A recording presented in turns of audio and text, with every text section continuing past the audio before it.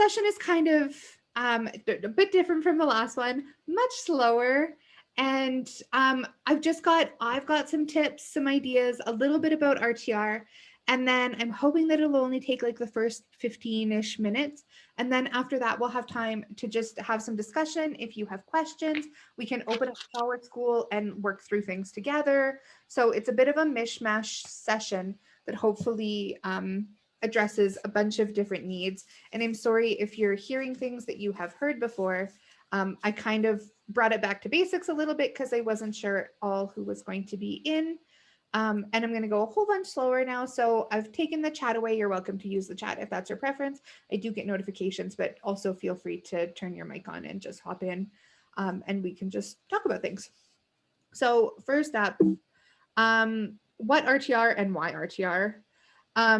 So real-time reporting, before it came to schools, was used in the corporate world. And basically all it means is getting information in real time. In education, is it exactly real time? No, but it's better than like 3 report cards a year where you didn't find out till like the end of November how your child was doing or the end of June. And so if there's need for intervention or additional supports or even celebration, you know these things sooner rather than later.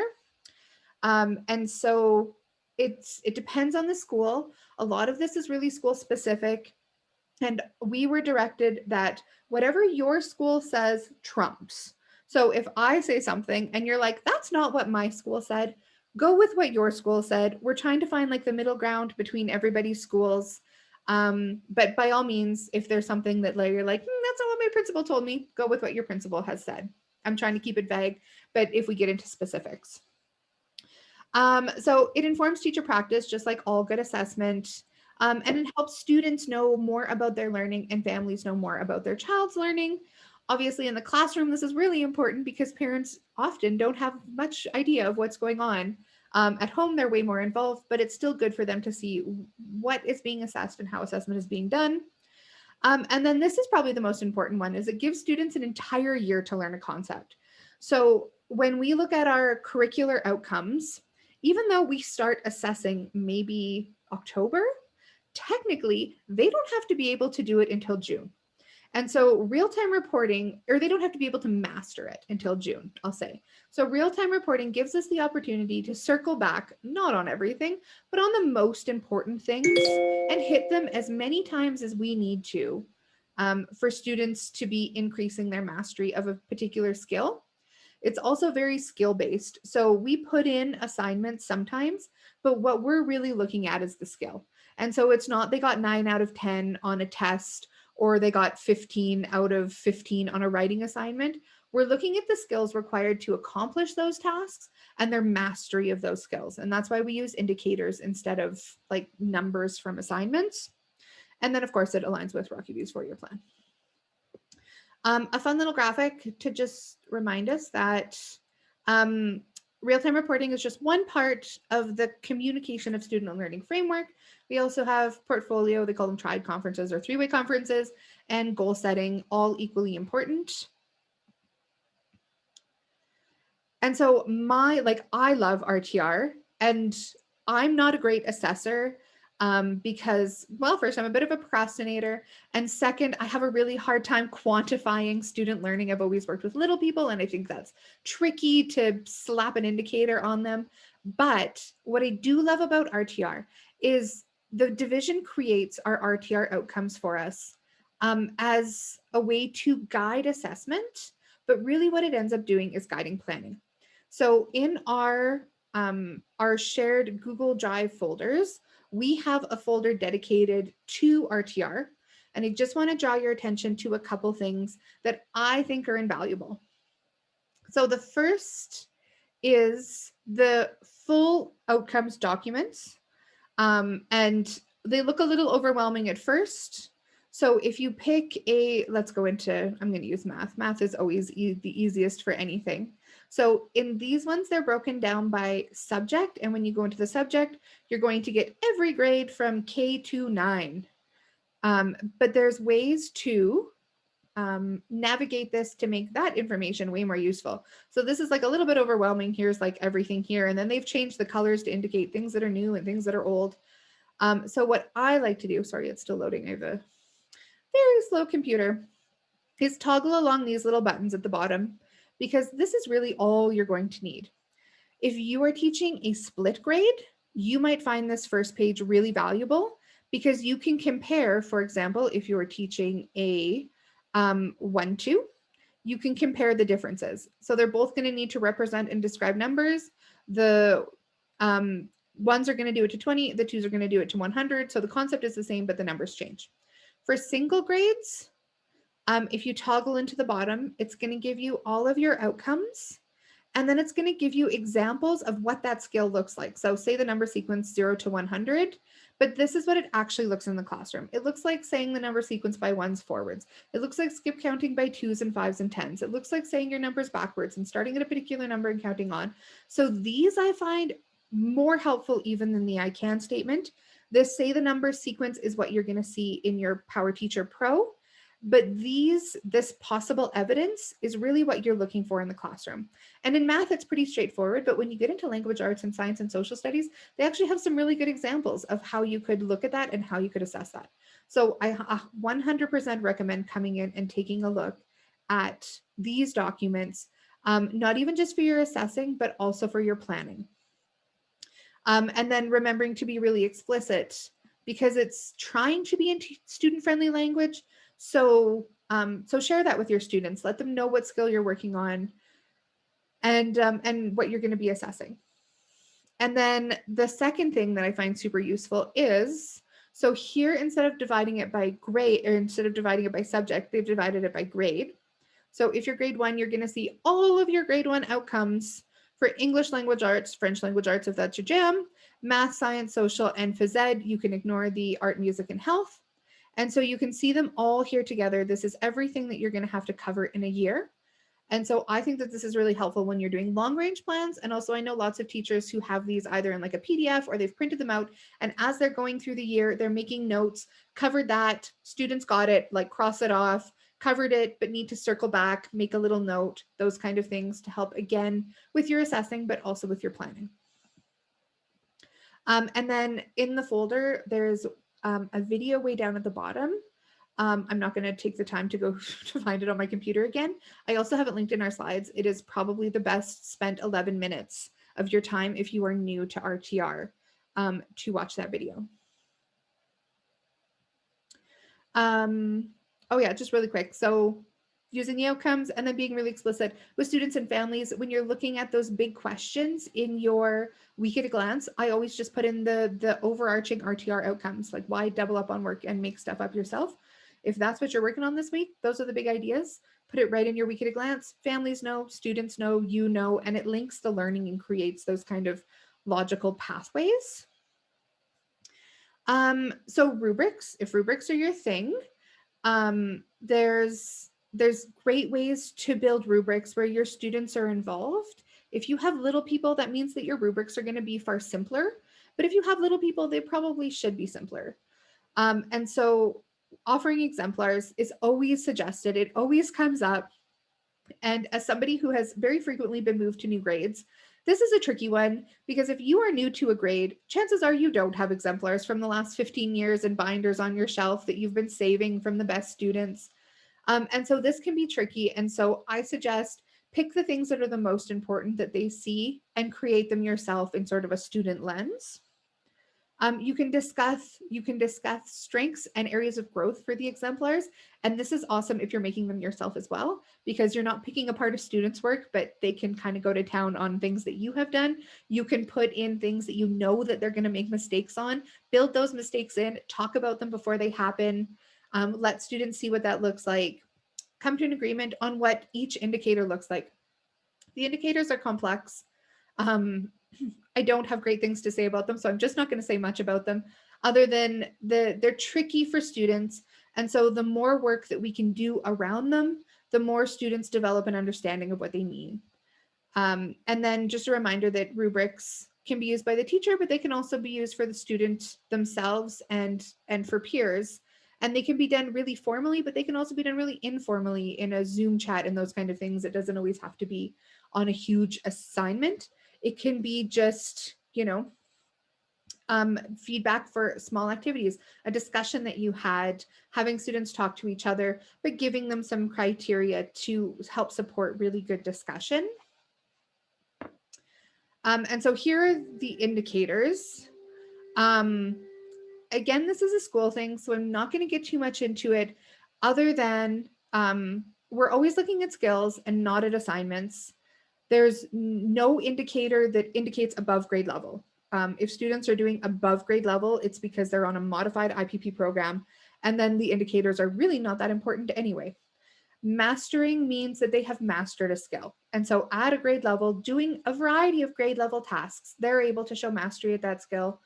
And so talking about, if we start with mastery and then looking at support. And so these are some student examples of what the different indicators look like. Limited is another one. I think it's just as tricky as mastering. We don't talk about it much with students because it literally means like you can't do it. You aren't doing the task. So if you're assessing, I can skate, limited is you didn't even make it to the arena. Like you don't know what skates are. So we often don't even include that one. It's hard for students to visualize it because they're there and they're learning and they're doing it. And as long as they're there and they're learning and they're doing it, then they're not limited. So just some fun examples about different ways that teachers have talked about the indicators with their students, obviously at different grade levels. But if you build it in, then it doesn't become a scary thing for students. It doesn't become a scary thing for families, and everybody has a way better understanding of it. And so students don't equate mastering to like A+, because that's not exactly what we're telling students. And also to always be focused on the skill rather than on assignments and on students. So now into PowerTeacherPro, just a few things. I've stolen this all from Nancy, but I think it's just a great reminder. And so this is when we're creating assignments in PowerSchool Pro. There's lots of different ways to do it, and there's lots of things that you can include, but that you don't need to include. And so the basics are, excuse me, an assignment name that is clear and it's going to make sense to somebody who wasn't necessarily there for that assignment. So something like math page 57, not super helpful. Looking from the outside in, I have no idea what's on math page 57. I don't even know what the book the page is from. So be clear but concise in your titles so that if parents had a question or even you looking back, you're going to know what you're talking about. This year, so previously we only had summative and formative as categories. This year you'll see there's a whole bunch more categories in there because technically we all have high school, PowerTeacherPro, Power Schools when we're online. So I recommend just ignoring all of those and sticking to summative and formative. Keep it simple, I think. If you want to use them, by all means, but it's not necessary. And I feel like it's just making life harder for yourself. There's a couple things. So the first is if you choose formative, there's a couple defaults that are going to happen. It's going to publish immediately. It's going to have a letter grade. And for us, that means indicator. So not ABC, but mastering through limited. It's going to put the points out of 3. Rocky View loves a 3-point scale. I can't remember the reasoning behind it. We had massive discussion about a 6-point scale, a 3-point scale, a 9-point scale. In the end, they chose 3-point scale. They really like it. It's the default on everything. And according to them, it works best. So I say, if it's not Baroque, don't fix it. And then if you hit formative, obviously it's not going to count in the final grade. So this little button here that says count in final grade, it's not going to be ticked off. If you're teaching little people, you're going to put in a lot of formative things, and it's going to be the onus on the parents to go in and be looking at those things and reading the comments. And that's really what the assessment is about. If you're teaching older students, you're going to have more summative mixed in there. You're still going to have some formative, but more summative. Lots of schools do different things around this. The division recommendation is that formative assessments not be included in the final grade. I know that's not what everybody does, but that is what the division recommends. And then finally, if you choose summative instead of formative, then most things are the same, except for it is going to count it in that final grade. It's still going to use the 3-point scale. It's still going to use the letter grade, which is our indicators. it's going to publish it immediately, and it's going to publish a score. And then a couple other things, adjusting due dates. If you want to put assignments in ahead of time and then go in later and just put in the indicators, you can put due dates at any point in the year. You can put things that are due in June. You can put things that are due in September. Like, it doesn't matter, that you can put in any time. It'll give you little warnings about if you put things in the past or if you're not publishing things.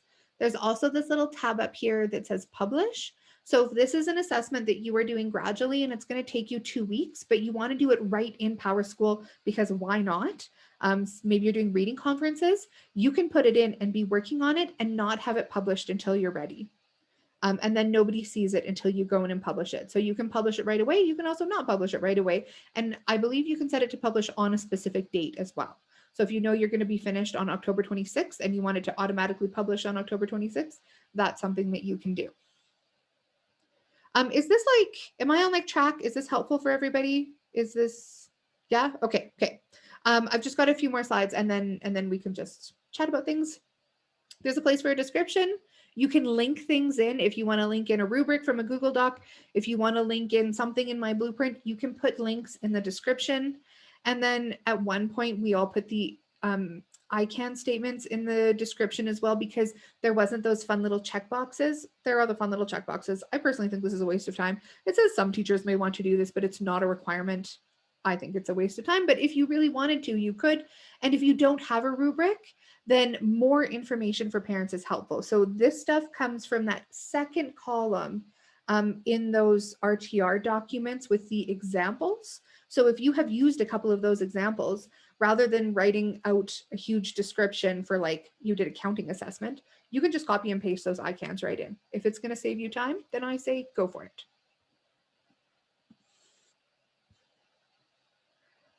So this is the view once you have an assignment in. And so it's going to give you like an overall score. And we don't actually want to put indicators in this. This is where you're going to put, if it's collected, you can put check marks, and then there's other options: missing, late, exempt. You can use multiple. So if you collected it, but it was late, you can put collected but late. If it's missing and late, you can put missing and late. I don't think it'll let you do like collected and exempt all at the same time. But you can use more to let parents know information about it. I see in the chat, it says, can you link to a Google Classroom assignment? That is an excellent question. I don't know that anybody's ever tried it. I want to say yes, because it's just a link to a website. It's probably going to guide them through a login process. And I'm worried that it might get lost, but we will for sure play with that and find out, because that would be really helpful. Especially if you've already gone through the work of creating a lovely description and it's in your Google Classroom. You can for sure link to your Google site. I will find out about Google Classroom. And then comments go in the main one as well. So if you're wanting to put in comments for an assignment, someone mentioned that their school recommended that every assignment have a comment. I personally don't think that's necessary, but if that's a recommendation at your school, there really isn't a whole lot of way around that. But if they haven't told you that, then I would say not everything requires a comment. Pick the most important things, the big things with the biggest impact. Some things you're just letting parents know you've got it. And it's going to look different this year with online learning. Parents are already more aware. In the classroom, it's good to just let parents know that, like, you're doing things and students are handing things in. With online learning, this may look a little bit different, but if you want to put a comment in, it goes in the first box and not in the next indicators. The two next boxes are the I can statements. So these are like, I can represent numbers to 100, the bigger overall I cans.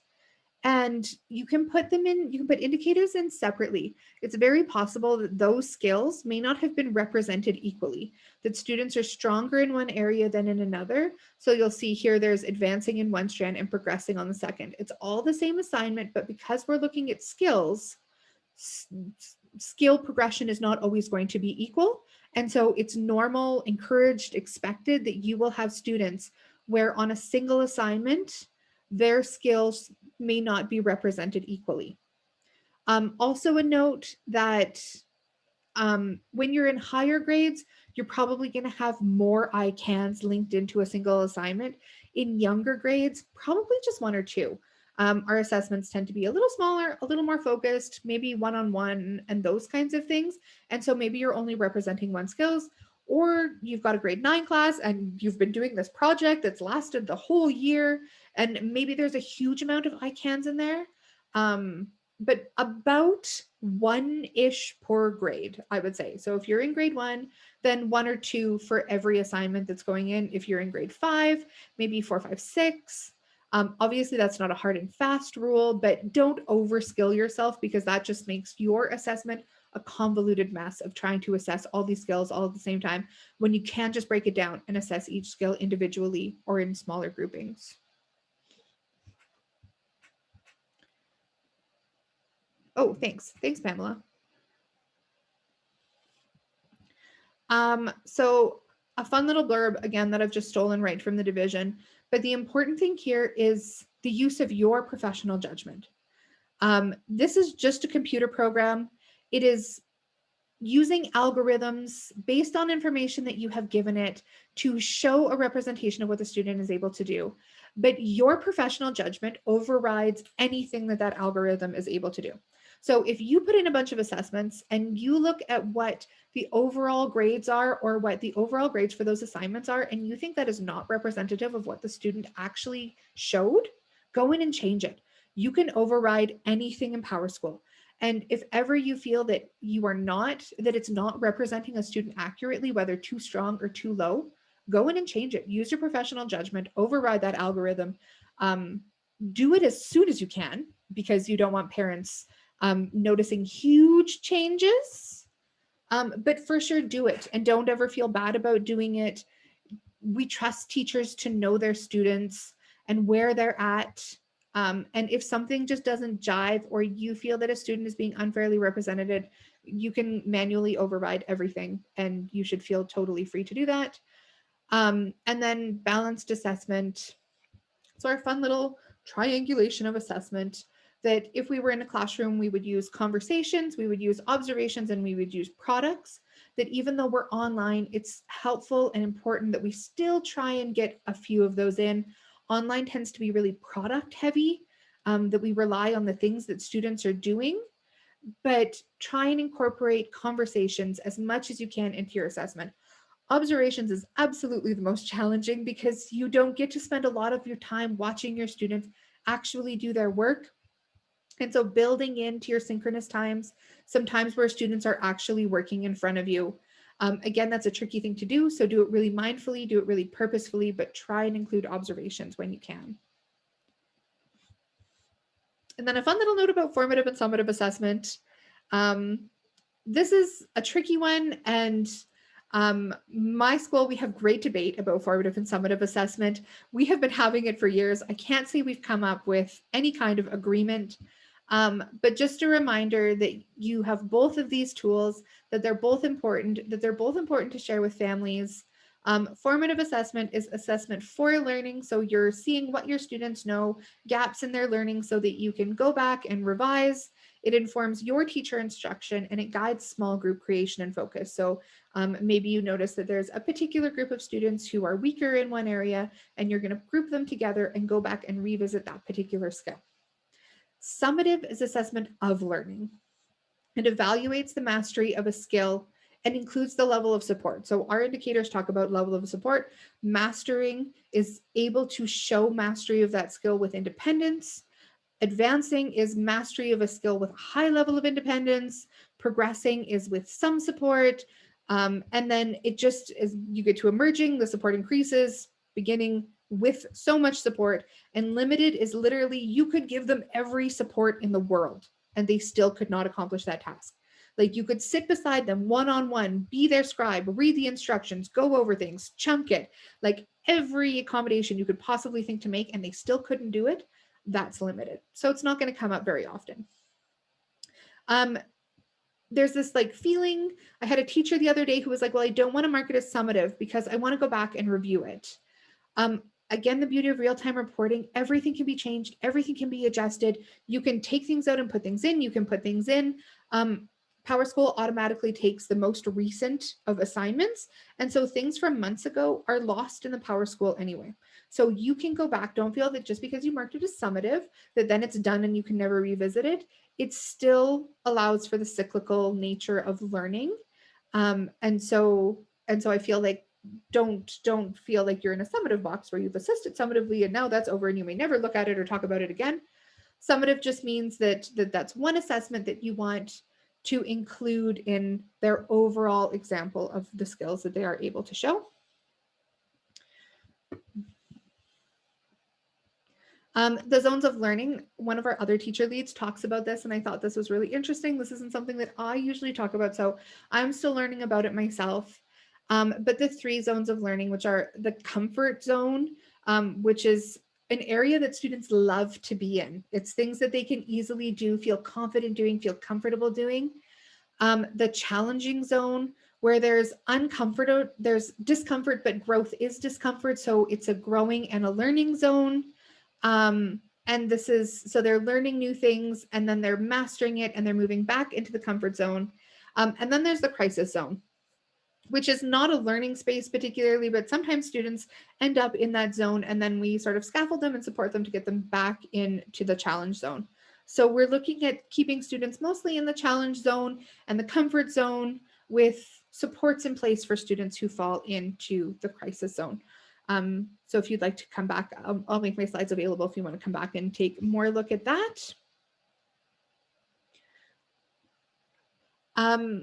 The assessment best practices, so just a handful of things to remember. This comes from an awesome website. It's linked down here at the bottom. Again, I'll share my slides if you want to come take a look at that. So just a handful of things that are just really good to know. Be really explicit with students and families about what skills and outcomes you're assessing and how you're going to assess it. The more they know, the more they can be prepared, the more they feel comfortable and confident. Use exemplars. We talked about that tricky thing about maybe not having them, so use them purposefully.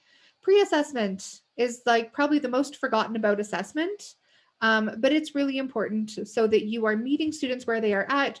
You're not wasting important time teaching skills that students already have, but also you're not missing those things and assuming that students have skills that they don't have. I feel like that's going to be a really big thing this year with students in their wonky school year last year. Some students got a whole year of learning, some students only got a few months, and so pre-assessment has never been more important. Offering choice to students about how to learn and how to show their learning. So thinking about that universal design for learning. Providing feedback often. The more often it is, the more easily it's incorporated, the less it feels like a big deal to students to provide feedback.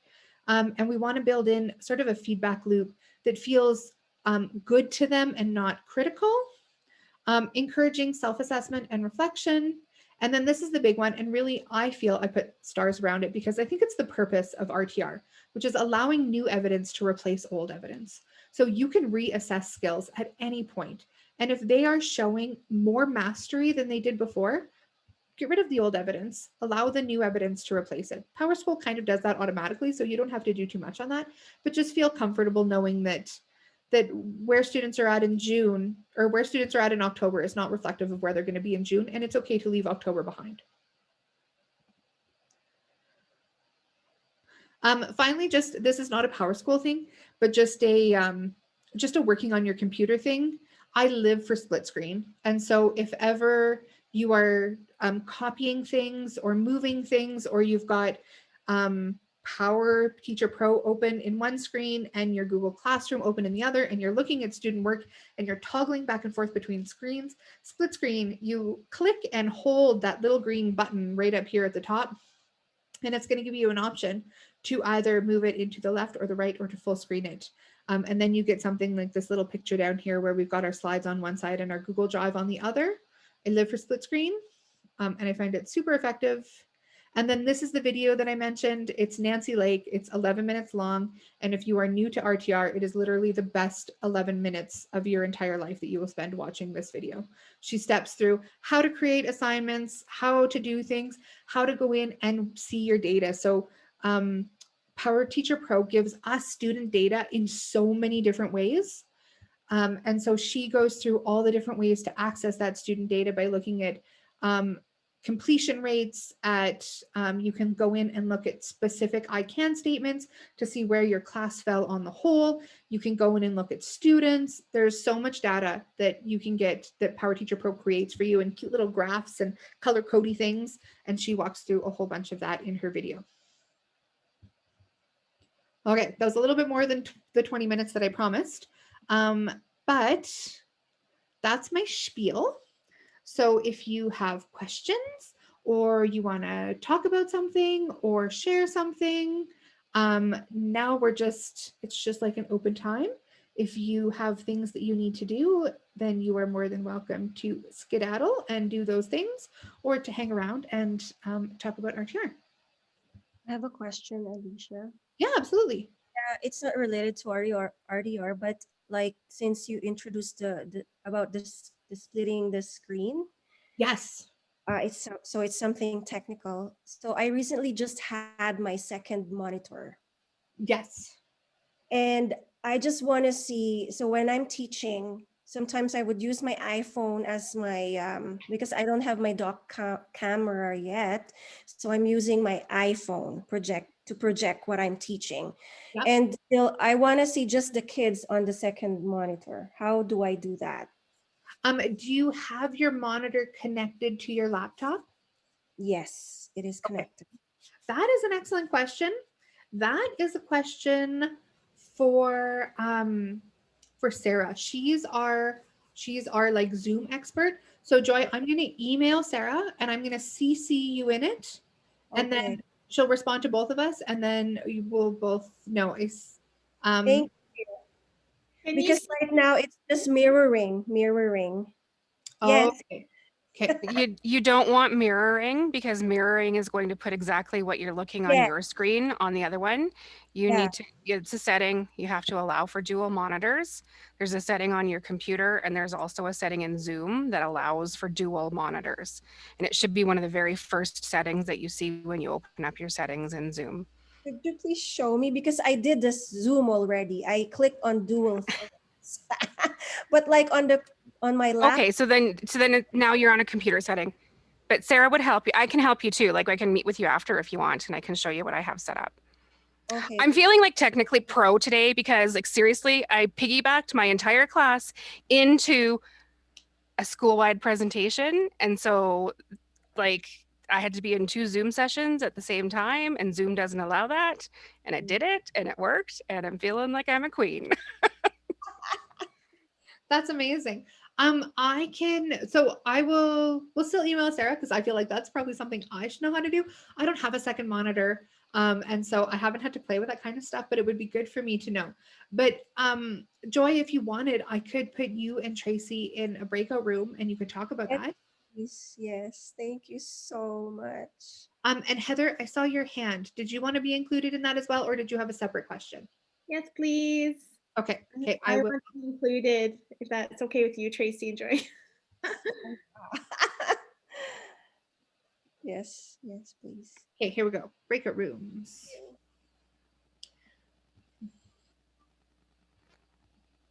I don't see the invitation yet. It's gonna pop up in just 1 second. Here we go. Assign. I'm like my students, like now, like I can't wait. I don't have the patience. Just like Okay, here we go. Here it is. awesome, thank you. Thank you. Thanks, Tracy.